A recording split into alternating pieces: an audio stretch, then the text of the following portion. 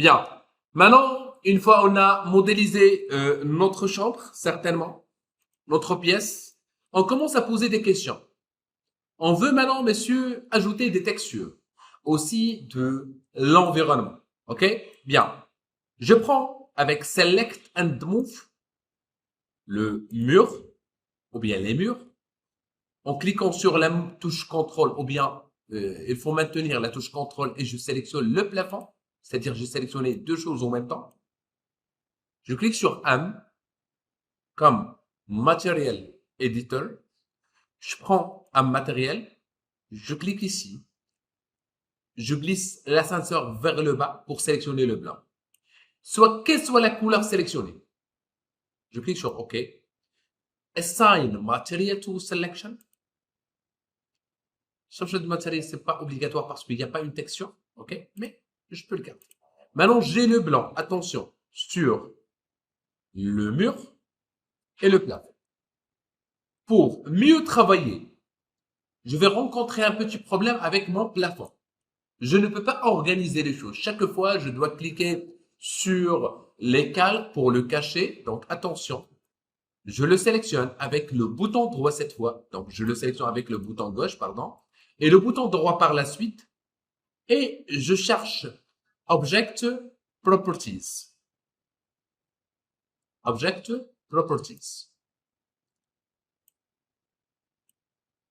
Je clique sur Display as a Box. Display as a Box. Je clique sur OK. Monsieur, vous l'avez caché? Ben non, elle est présente. L'interactivité, le plafond, elle est existante au niveau de caméra, au niveau de lumière. Mais je l'ai transformé comme une sélection simple qui me permet de travailler là-dedans sans avoir des soucis. Bien.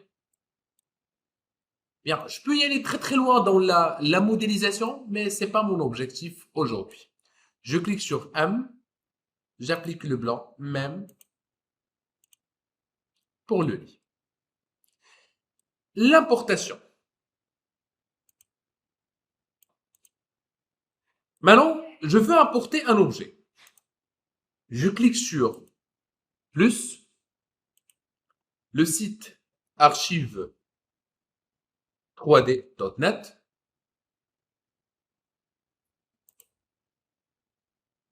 Je dois normalement actualiser. Je vais voir qu'est-ce qui se passe. Une seconde. Ah, bien. Voilà les objets que vous pouvez télécharger. J'aimerais bien que vous demandez de télécharger le maximum des objets que vous voulez sans le moindre problème. Par exemple, monsieur, je clique sur bed. Je clique sur celui-là. Je le télécharge. Download. Et c'est tout. Maintenant, elle est téléchargée. Dans le téléchargement. Allons-y, restez avec moi. Pour une raison d'organisation, je clique ici pour retrouver mes téléchargements ou bien directement dans le dossier de téléchargement qui se trouve dans ce PC. Vous allez retrouver ici à gauche téléchargement. On clique sur le dernier qui est téléchargé. Bouton droit, afficher d'autres options, extraire vers le même nom. Je garde le même nom. C6DA, je sais pas c'est quoi. Voilà, on a deux dossiers qui sont similaires. Un qui est compressé, l'autre qui n'est pas compressé. Je prends le premier, je le supprime. Je prends le deuxième, CTRL X. Pourquoi? C'est une question d'organisation. Dans un dossier totalement séparé, qui s'appelle objet téléchargé, je vous invite s'il vous plaît d'insérer un objet téléchargé.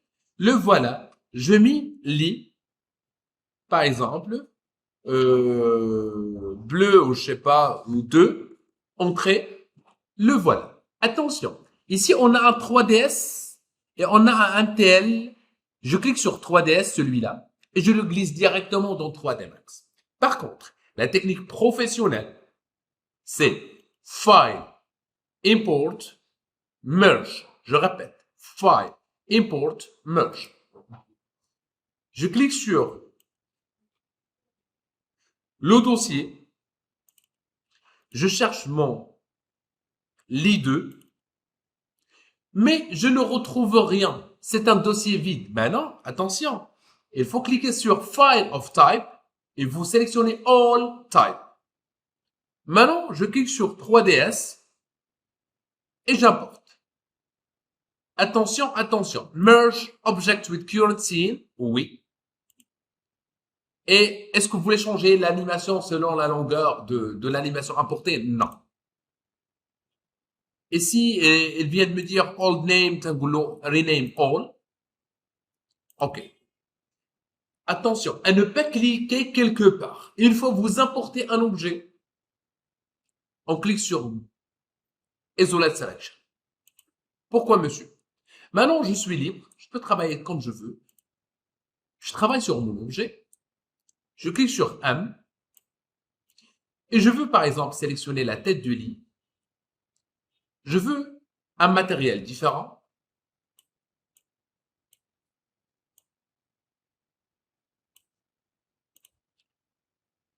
Assign Material to Selection. Le 4, Assign Material to Selection. Je prends le blanc. C'est juste...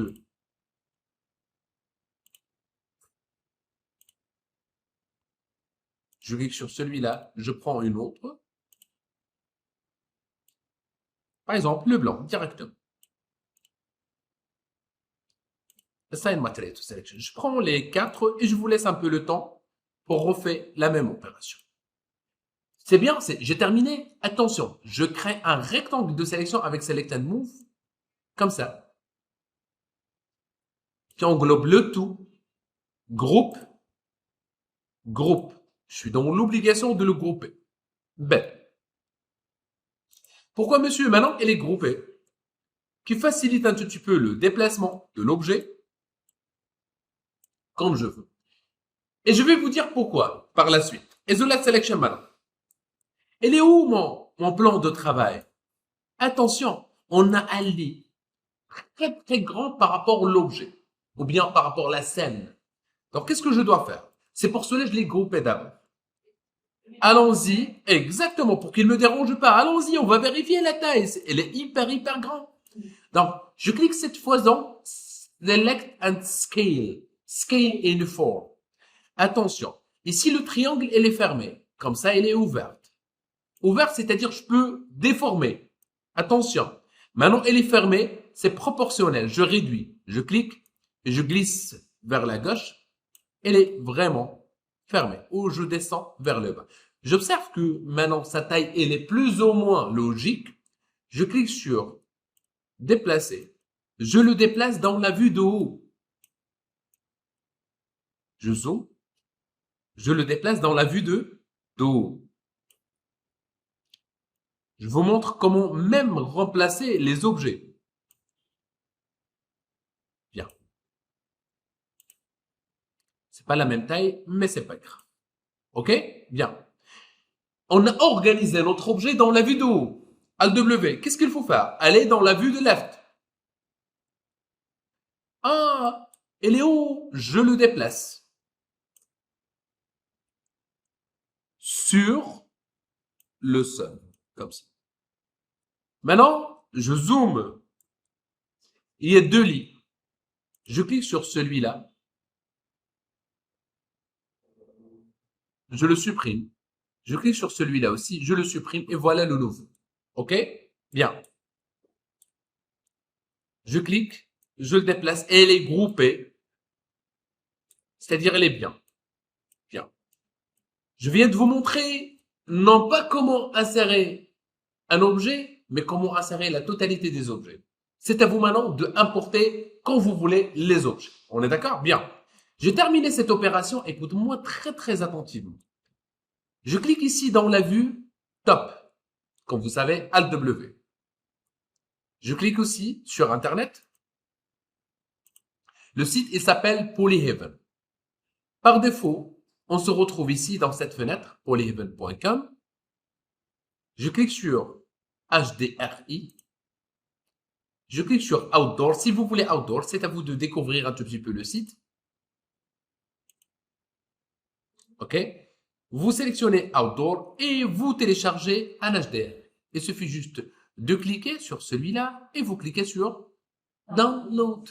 Une fois c'est téléchargé, qu'est-ce qu'il faut faire? Dans la vue de top, s'il vous plaît, loin de votre plan et où vous voulez, quand vous voulez. Juste ici, là, quand vous voulez. Ici, ici, ici, de préférence qu'ils soient un peu proches. Je clique sur Light. Je clique sur Photométrique et je vais choisir V-Ray. Comme on a déjà expliqué, il nous faut des textures V-Ray, matériaux V-Ray, Light V-Ray et caméra V-Ray. Je clique sur V-Ray. Je trouve V-Ray Light. Je clique sur V-Ray Light. Je clique ici sur Type, le plan. Celui-là, il nous donne bien sûr des plans rectangulaires si vous voulez. CTRL Z. Non, ce que je veux, un Doom. La lumière 360 degrés. Bien. Et je clique quelque part. Un clic simple. Pourquoi, monsieur? Parce que sa taille, elle est fixe. Elle est standard. OK? Bien. La question suivante. Monsieur, on a importé de la lumière 360. Qu'est-ce qu'il faut faire? Bah, c'est simple. On clique sur la lumière et on clique sur Modify, bien sûr. On a téléchargé, bien sûr, un HDRI. Donc, je clique sur Général. Et je clique sur No Map parce qu'il n'y a pas de HDRI. Il n'y a aucune liaison. Je cherche V-Ray Bitmap. C'est selon les versions. Soit V-Ray Bitmap, soit juste Bitmap. Il n'y a pas une troisième option. Je clique sur mon PC au niveau de téléchargement certainement. Donc, on clique sur Download. Je cherche un fichier que j'ai téléchargé qui s'appelle c'est avec l'extension EXR. EXR comme extérieur. Ou HDRI comme High Definition Resolution Image. On est d'accord? Dans mon cas de figure, j'ai téléchargé à l'extérieur. Et ben, la photo, elle est comme ça. Elle est de 360 degrés. Je clique sur OK. Maintenant, quand vous voyez, on n'a plus l'option No Map. OK? Je clique sur M comme matériel éditeur. Je maintiens la touche CTRL. Et je glisse, attention, et je glisse le mapping ici, vers un nouveau matériel, instance. Le voilà. Et je clique sur le menu Rendering, Environment. La même option, je maintiens la touche CTRL et je le glisse ici. Je vous explique. On a le matériel. Je l'ai glissé ici pour le paramétrer. Je l'ai glissé ici pour créer un environnement, comme vous voyez. Maintenant, je travaille dans un environnement 360 degrés. Le voilà. C'est un environnement 360 degrés. Bien. Qu'est-ce que je dois faire? Je sélectionne le lit. Une petite rotation. Je zoome un tout petit peu. Je veux bien essayer d'encadrer le lit, comme ça, dans ma vue. C'est clair? Comme on a dit, il nous faut les objets, les textures, la lumière et la caméra. Je clique sur une caméra qui se trouve ici. V-Ray Physical Camera. S'il vous plaît, essayez de lire ici. On a perspective. Quand je clique sur V-Ray Physical Camera, je trouve ici V-Ray Camera numéro 1. Attention, maintenant, je ne peux pas faire de l'orbite avec Alt et le bouton. Je suis un peu coincé dans une caméra. Je clique sur Modify pour changer. Je désactive Field of View et je réduis le film gate. C'est comme si je retourne un tout petit peu. Je ne peux pas zoomer maintenant et dézoomer. Je suis à l'intérieur d'une caméra. Bien. Alt W. Et j'observe. Dans la vue de haut, quand vous voyez, ma caméra, elle est là. Je vais la déplacer pour que je puisse occuper plus de champ. Dans la vue de left, c'est un peu le même principe. Je peux y aller vers ma caméra vers le haut et je peux descendre vers le bas pour que je puisse voir ce qui se passe. C'est pas encore terminé. La dernière option, on clique sur Shift Culon. Je répète, Shift Culon. et on observe notre premier rendu. Quand vous voyez, on a un rendu qui est hyper noir. Je commence à me poser des questions. Pourquoi le rendu est noir? Donc, je clique sur la lumière, Modify, et je trouve que le nombre de multiplicateurs est de 1. C'est comme si, on est d'accord? Je veux 10, je veux 100, on est d'accord? Allons-y, je prends par exemple le 40, juste pour tester.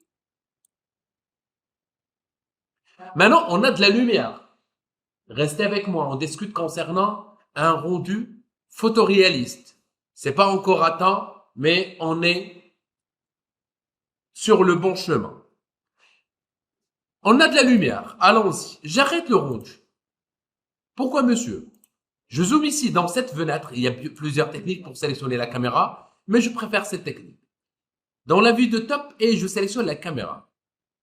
Et si, dans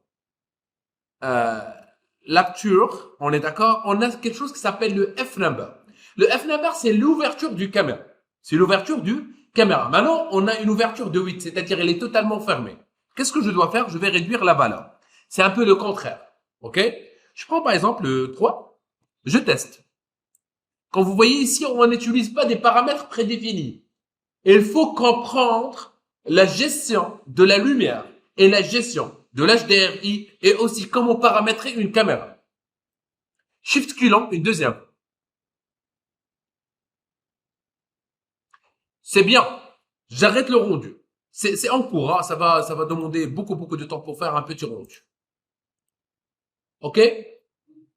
J'arrête parce que il y a d'autres modificateurs. On va bien essayer de maîtriser ça et nous verrons la gestion